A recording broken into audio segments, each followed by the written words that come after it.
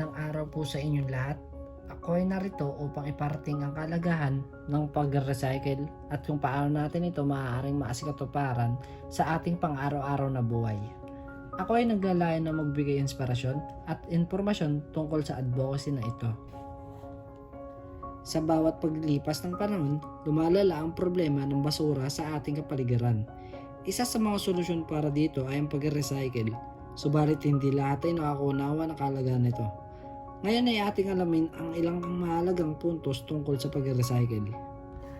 Ang pag-recycle ay isang paraan ng pagsasagip ng ating kalikasan. Sa pamamagitan nito, nabibigyan natin ng bagong buhay ang mga materyales na maaari pang magamit. Ito ay nagbibigay daan upang mabawasan ang pagtatapon ng basura sa ating mga landfill, na nagresulta sa mas malinis at mas ligtas na kapaligiran para sa ating lahat. Ngayon, alamin natin kung paano tayo maaaring maging bahagi ng solusyon.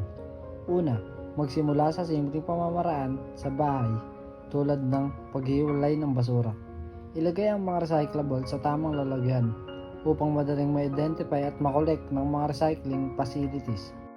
Importante rin na itaas ang antas ng kaalaman ng mga tao ukol sa pag-recycle.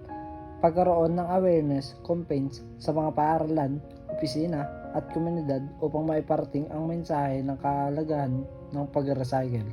Isama rin ang mga pondo para sa edukasyon at training at wastong pag-recycle.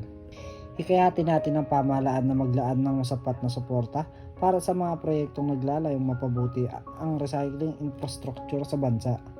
Mahalaga rin ang pakikipagtulungan ng industriya sa pagsusulong ng eco-friendly ng mga produktong packaging.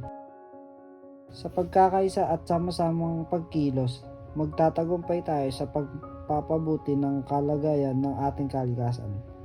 Sa pag-recycle, hindi lamang natin binibigyan ng bagong buhay ang mga materyales, kundi pati na rin ang ating kalikasan. Isang hakbang ang pag-recycle tungo sa mas malinis at mas maayos na kinabukasan para sa ating lahat.